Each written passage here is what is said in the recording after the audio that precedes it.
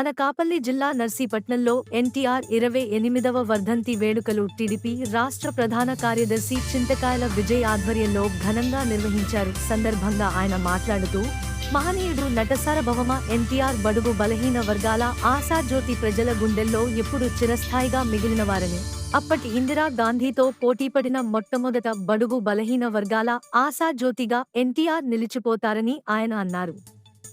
మరో 2 నెలల్లో ఎన్నికల సమయం ఆసన్నమైందని, నర్సీపట్నంలో పూర్వ వైభవం రావాలని, తెలుగుదేశం పార్టీని అధికారంలోకి తీసుకురావాలని ఆకాంక్షించారు.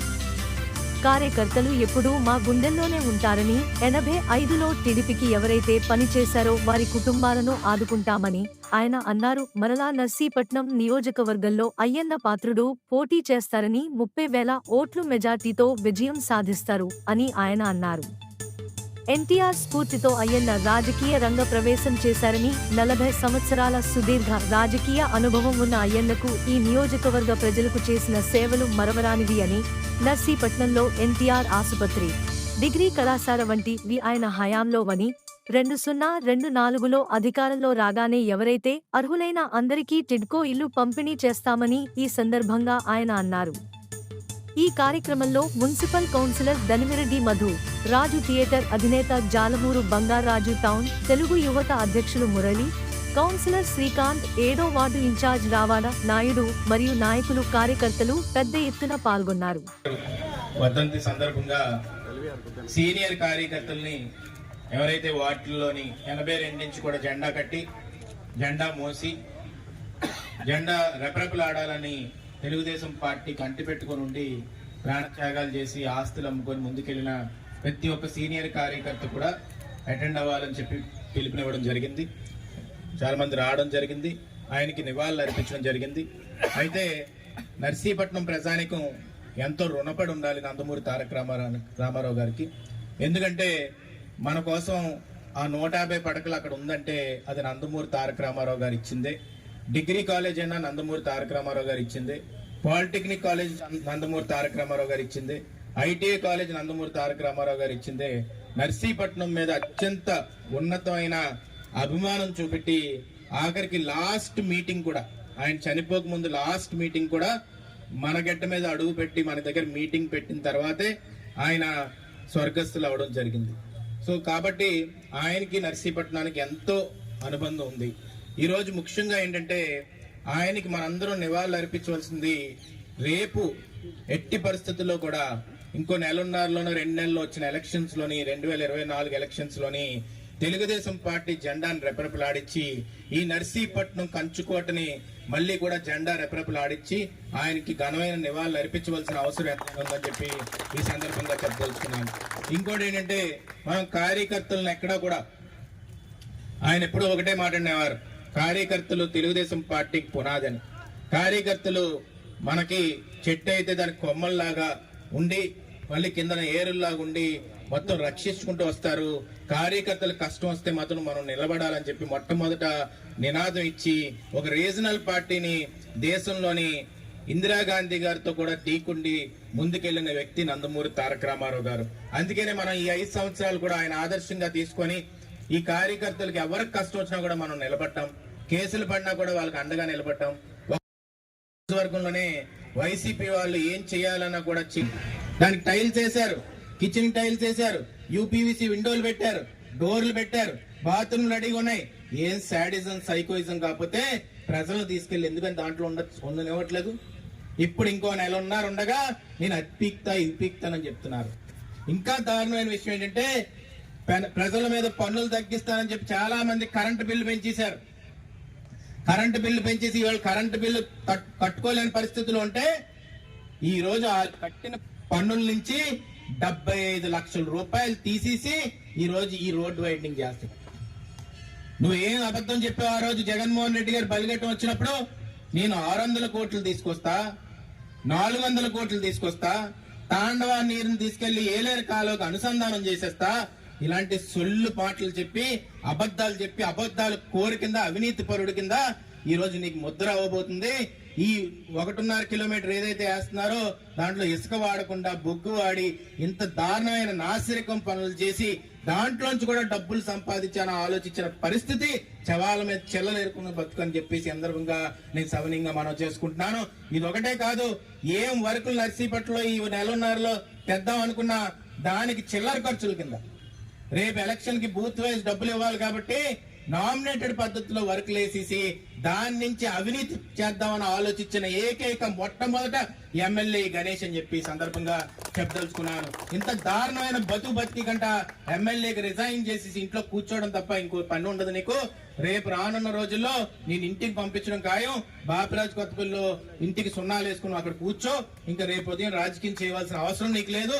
ఎందుకంటే అయ్యన్న పాత్రే మళ్ళీ ఈ నర్సీపట్నానికి పేరు తేవాలన్నా, అయ్యన్న పాత్రి గారే ఈ నర్సీపట్నం వైభవం తేవాలన్నా, అయ్యన్న పాత్రి గారే నర్సీపట్నం రోడ్డు వైడనింగ్ చేయాలన్నా, అయ్యన్న పాత్రి గారే నర్సీపట్నం హాస్పిటల్ కాపాడాలన్నా, రేపు ఈ పిల్లల భవిష్యత్తు కాపాడాలన్నా అది అయ్యన్న పాత్రి గారు వల్లే సాధ్యం అవుతుంది.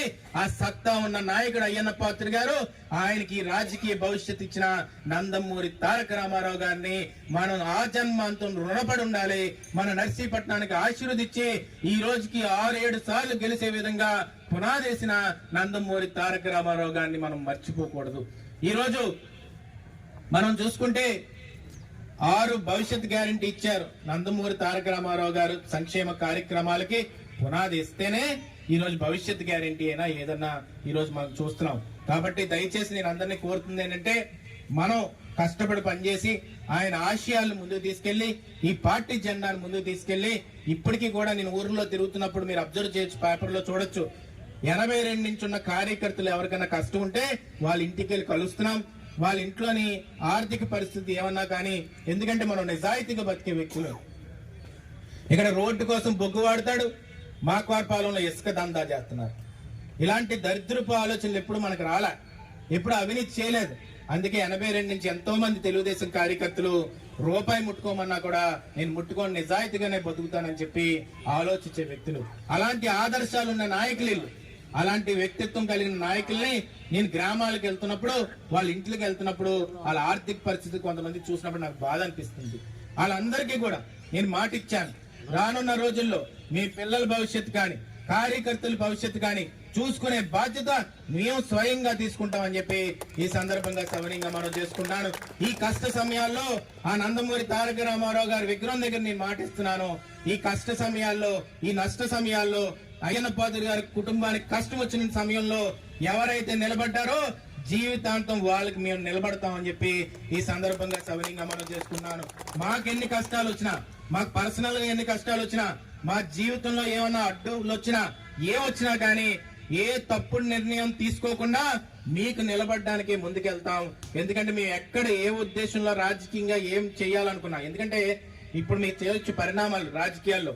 ఒక నియోజకవర్గంలో పోటీ చేసి ఇంకో నియోజకవర్గానికి పారిపోతారు, ఇంకో నియోజకవర్గాన్ని నుంచి పోటీ చేసి ఇంకో నియోజకవర్గానికి పారిపోతారు. అది తప్పురా ముర్రా అని చెప్పి మనం భావిస్తున్నా కూడా ఈరోజు జగన్మోహన్ రెడ్డి అది లెజిటిమేట్ గా లీగల్ చేసేసాడు. ఒక ఎమ్మెల్యేని ఇక్కడి నుంచి అక్కడికి షిఫ్ట్ చేస్తాడు. మన పాకిరాపేటకి ఎవరు వచ్చారట, ఇన్ఛార్జ్ శ్రీకాకుళం నుంచి వచ్చారట. అంటే మనకి రాజాం నుంచి పాకిరాపేటలో ఎవరు లేరంటే పోటీ చేయడానికి వైఎస్ఆర్సీపీ నుంచి. అంటే రాజాం ప్రజలు నాకు వద్దురా ముర్రు అంటే అప్పుడు నువ్వు తీసుకొచ్చి పాకిరాపేటలో పెడతావా? మళ్ళీ ఇక పక్కన ఎవరు ధర్మశ్రీ గారిని చోడవరం నుంచి ట్రాన్స్ఫర్ చేస్తారు, అమర్ గారిని అనకాపల్లి నుంచి ట్రాన్స్ఫర్ చేస్తారు. ఉద్యోగస్తులు ట్రాన్స్ఫర్ చేయడం చూసాను కానీ ఎమ్మెల్యేలు ట్రాన్స్ఫర్ చేయడం మొదటిసారి చూడడం. ఎంతకంటే దారుణమైన రాజకీయం అయితే నేను అసలు చరిత్రలో ఎప్పుడూ చూడలేదు. అది మళ్ళీ లీగల్ చేశారు అంటే అర్థం ఏంటి? నర్సీపట్నానికి చోడవరానికి, ఇక నర్సీపట్నం గారికి మనం ఒక 50-60 సంవత్సరాల నుంచి పార్టీ జెండాలు పట్టుకొని మనం ఈ 40 సంవత్సరాలు గట్టిగా ఉన్నాం కాబట్టి లోపలికి ఎవడో రాలేకపోతున్నాడు. కానీ మనం వదిలేస్తే గేట్లు ఓపెన్ చేస్తే వచ్చేసిలా ఉన్నారు అందరూ. కాబట్టి మీరు అబ్జర్వ్ చేయండి, ఎవడన్నా బయటోడు మన గెట్ట మీద అడుగు పెట్టడానికి 2-3 సార్లు ఆలోచిస్తాడు. ఎందుకు ఆలోచిస్తారంటే మనం ఇక్కడ పుట్టినోళ్ళం కాబట్టి, ఇక్కడే సత్తాం కాబట్టి, ఇక్కడే ఉంటాం కాబట్టి, ఆ పార్టీ జెండాని కప్పుకొని ఉంటాం కాబట్టి ఎవరికన్నా మాట్లాడడానికి భయపడతారు. పక్క నియోజకవర్గాల్లో ఏమవుతుందంటే షిఫ్టింగ్లు జరుగుతున్నా కానీ కొంతమంది స్వార్థ పరులు ఎంకరేజ్ చేస్తారు కాబట్టి పక్క నియోజకవర్గాల్లో కొన్ని దగ్గర అవి జరుగుతుంటాయి. దానికి మనం ఎంత అదృష్టవంతులు అంటే ఇలాంటి కార్యకర్తలు దొరకడం తెలుగుదేశం పార్టీకి అదృష్టం అని చెప్పి ఈ సందర్భంగా సవినీయంగా మనం చేసుకుంటాను. నాకు ఇంత మంచి అవకాశాన్ని ఇచ్చిన పెద్దలందరికీ కూడా పేరు పేరున శిరసు వంచి నా హృదయపూర్వక కృతజ్ఞతలు తెలుపుకుంటున్నాను. రేపు రానున్న రోజుల్లో ఎమ్మెల్యే అవబోయేది అయ్యన్న పాత్ర గారి. సర్వే కూడా క్లియర్ గా చెప్తుంది 30,000 మెజార్టీ పైన ఈసారి మనం గెలవబోతున్నాం. ఎట్టి పరిస్థితుల్లో ఎవరికన్నా మనం బల్ల బుద్ధి చెప్పే టైం వచ్చింది. మన జెండా ఎగరబోతుంది. ఆయన ఎట్టి పరిస్థితుల్లోని ఈసారి మంత్రి, పెద్ద మంత్రి అవుతారు. అవి రానున్న రోజుల్లో నర్సీపట్నం పూర్వ వైభవం ఆ ట్యాంక్ బండి